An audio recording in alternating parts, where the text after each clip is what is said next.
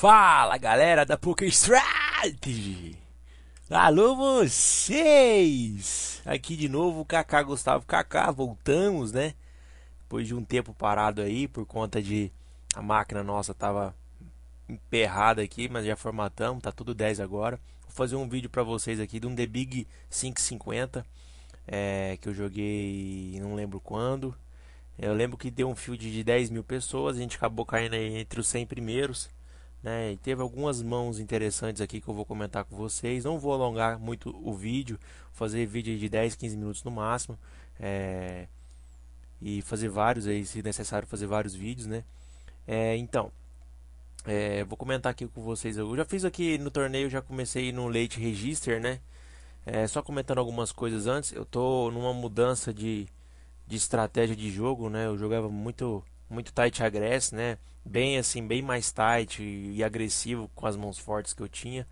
E agora eu tô passando por um jogo bem mais loose e agressivo, né? Tentando aproveitar todos os spots aí que a gente tem, todas oportunidades com vantagem de posição, tudo nesse.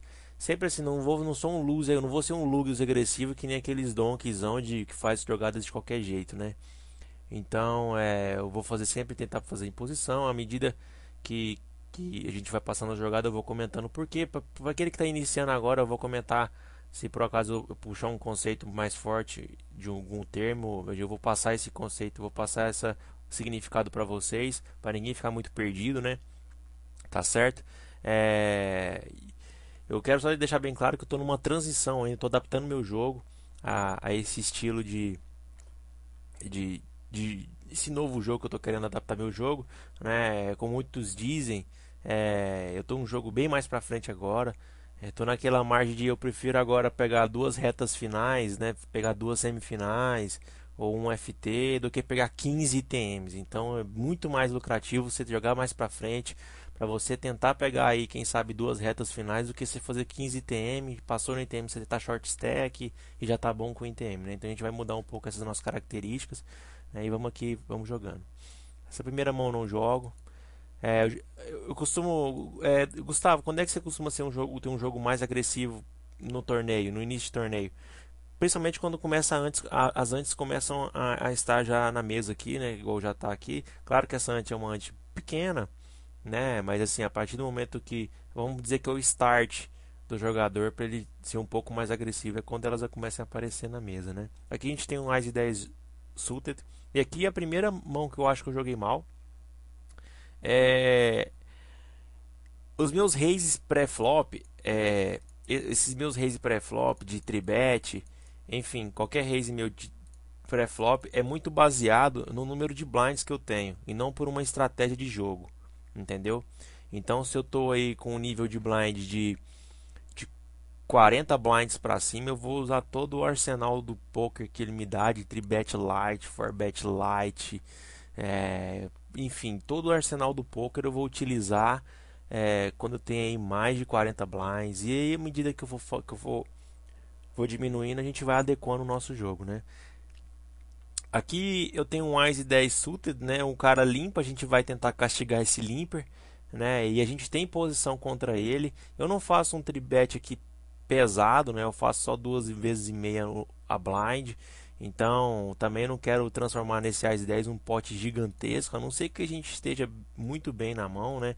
No pós-flop, que dê pra gente poder colocar a stack inteira aí no meio pra gente poder puxar, né? Então, aqui o adversário ele beta 120 fichas, né? 120 num pote de 500, né? Então a gente tem odds para dar esse call por um gut shot de rei, né? Gut shot seria aquela carta broca que a gente chama, né? Pra gente fazer a sequência, né? Ou se não, se eu acho que se bate qualquer ás, eu também estou na frente. Então, pelo valor do bet do cara, é tranquilo esse call aqui, né? Eu não vou fazer uma tribet aqui por caso talvez ele me volte aqui e eu não tenha condição de pagar a volta dele, porque eu acho que eu não tenho nada no momento, né? Então eu só dou call. O flop não ajuda, o turn não ajuda em nada a gente, né? Ele me faz outra bet baixa, né? Daqui eu não gostei da minha jogada porque eu acabei fazendo fold, porque o meu raciocínio foi aqui que eu acreditei que nós dois estávamos nos draws e acabei por querer largar, ou senão ele tinha, pensei que ele poderia ter o par de valete, enfim, mas eu tenho a impressão que eu poderia fazer essa tribet aqui, uma tribet por blefe, né? Caso ele pague ou caso ele fold, beleza. Se ele foldar, beleza. Se ele pagar, né, a gente está aí por algumas outs para bater no river para a gente ter a melhor mão, né? Caso ele vem de raise, a gente tem que largar, né? Então eu poderia ter feito uma tribet aqui, né? Mas não o fiz. Acabei por foldar, entreguei esse pote praticamente de graça para o meu adversário, né? Tudo bem. Eu quero só ressaltar aqui uma grande diferença entre os jogadores que são muito positivos, né? Muito lucrativos, dos cara, do pessoal que não é tão lucrativo. Não quero dizer que não é a técnica que faz a grande diferença. Você pode ter certeza disso, porque o cara que já joga aí há 6 meses, um ano estudando, vendo alguns vídeos e aprendendo um pouco mais de técnica, ele já está muito pareado com o cara que é pró, vamos falar assim, entendeu? Eu tô falando um cara pró, não vai pensar em Ariel Bahia, que esses caras aí são realmente diferenciados, né? Mas eu quero dizer que o grande diferencial tá nesses caras é porque eles simplesmente não erram. Eles não erram, entendeu? Essa mão aqui foi uma mão jogada, um pro não teria errado dessa forma que eu errei, entendeu? Por exemplo, eu fui ver uma session review do Taigueira, membro aqui da Poker Strategy, o cara não erra nenhuma mão durante o torneio inteiro praticamente, entendeu? Então, o cara profissional grande qualidade deles são não errar, entendeu? Continuando, seguindo. Esse rei 9 aqui a gente folda. Esse 9-4 a gente largou. 9-3 largamos. Esse valete ás aqui. Eu me senti mal aqui de dar esse call pré-flop.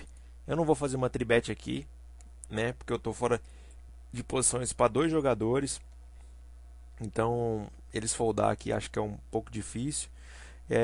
Por acaso, se eu faço uma tribet e não acerto o flop, eu tomo call e não acerto nenhum flop. Tribet aqui no caso é eu aumentar, né? Fazer mais um aumento, um re-raise, né? Então, se eu não acerto o flop, eu vou estar fora de posição. Então, muito ruim. Eu preferi foldar esse ás e valete. Mesmo se eu acertasse esse top pair aqui, por exemplo, eu não saberia se realmente eu estou com a melhor mão. Entendeu? Se eu acerto esse top pair aqui de ás e valete, eu não saberia se eu estou com a melhor mão, né? Então, não teria essa certeza absoluta. Tanto é que o cara lá já beta mais de meio pote. Tranquilo largar. Ó, só para você ver como a jogada se complica. Deixa eu só estender aqui. Deixa eu ver se eu consigo só estender aqui um pouquinho. Acho que dá pra ver agora. Isso. Tá. O cara lá tem um ás e dama, como realmente a gente estava atrás, tá vendo? Então, o cara aqui acabou fazendo dois pares. Mas então o pensamento aqui nesse ás e valete foi justamente esse, que por acaso, se eu dou call e acerto o flop, nem eu sei, eu não tenho a certeza que eu tô na frente, né? E o que acontece é realmente isso no final, né? Estava atrás. Na mão seguinte a gente tem par de ás aqui, então, todos os limpes possível, né? Aqui na mesa. A gente vai fazer tudo aqui, ó. Se a gente fosse fazer o padrão de jogo, que a gente vai 3x mais um x para cada limper, a gente vai fazer aqui um volume bem grande. Eu fiz logo 330. Eu não acho que é um volume muito grande. Eu acho que eu vou tomar aí alguns calls, né? Que eu agradeço, até agradeço eu tomar alguns calls, né? Porque a gente não tem que temer, a gente tem par de ás de mão, né? Claro que a nossa equidade ela vai cair à medida que eu ganho um número maior de calls, né? Mas, gente, a gente tem um par de ás, é o momento da gente querer dobrar. Eu não vou fazer aqui tudo 600 e tanto para poder todo mundo foldar, né? Não tem um motivo para me fazer isso, né? Aí o bordo vem muito complicado pra gente, né? A gente tem, claro, top pair, né? Claro, né? A gente tá aí por um gut shot de um 10, né? Eu prefiro dar o indireto aqui.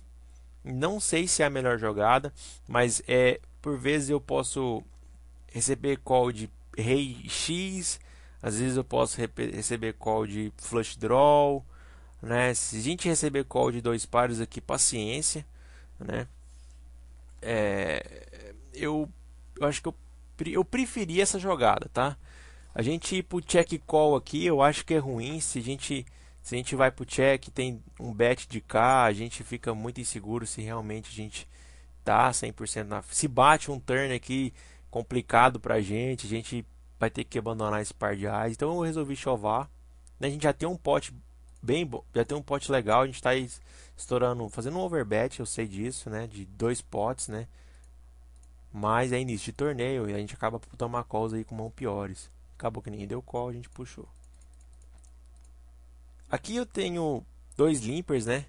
Poderia ter feito uma tribet aqui, mas eu preferi dar o call. A gente tem que sempre ser um pouco mais dinâmico, mudar um pouco as nossas linhas de jogadas, porque senão a gente acaba ficando muito evidente, né? Então a gente acabou só dando call, a gente acerta top pair. Aqui eu puxo mais de meio pote aí, ninguém paga, tranquilo. Vamos que a gente joga aqui, mas esse 10 e 7 aqui a gente não entrou na mão, tranquilo não entrar, né? Esse rei e dama aqui a gente já entra de 2 blinds e meia, não tomamos nenhum call. Esse rei 8 eu foldei. Esse par de 7 aqui, o cara dá um limper, eu faço 2.2 aqui. Por que que você faz um raise tão baixo, né? Na verdade a minha intenção aqui é só de jogar contra esse jogador, né? Contra esse jogador aqui. Eu poderia ter feito até um raise maior, mas eu poderia estar comprometendo aí um pouco mais a minha stack com a mão que é uma mão boa, né? Mas é uma mão que bate muita coisa acima do pote aí. Acabou que eu tomei uma outra tribet lá em cima, né? E aí a gente tem que largar, claro, o par de 7, né? Ainda mais com o cara aqui dando call. E aí a mão vai se perdendo aí, né? O cara puxa 15 mil fichas ali sem dar showdown. Na mão próxima a gente tem um par de 5. Eu já vi que eu aumentei ali, eu tomei uma tribet. Então dessa vez eu preferi só fazer o limper, que também acho tranquilo fazer um limp com pocket na tentativa de acertar um 7. A gente acerta o 7 no flop, né? Nosso amigo já sai betando ali 240 mil pote, né? Mais de 1000 pote. Toma um call, aí já ficou interessante pra gente, né? Ele pode ter betado lá por 9x, né? 9 rei, 9 dama, enfim, tem top pair. O outro pode ter dado call de flush draw ou straight draw. Aqui o outro jogador ainda me faz um re-raise aqui, né? A gente põe ele ainda mais acima aí, né? E aqui a gente vai estourar o win.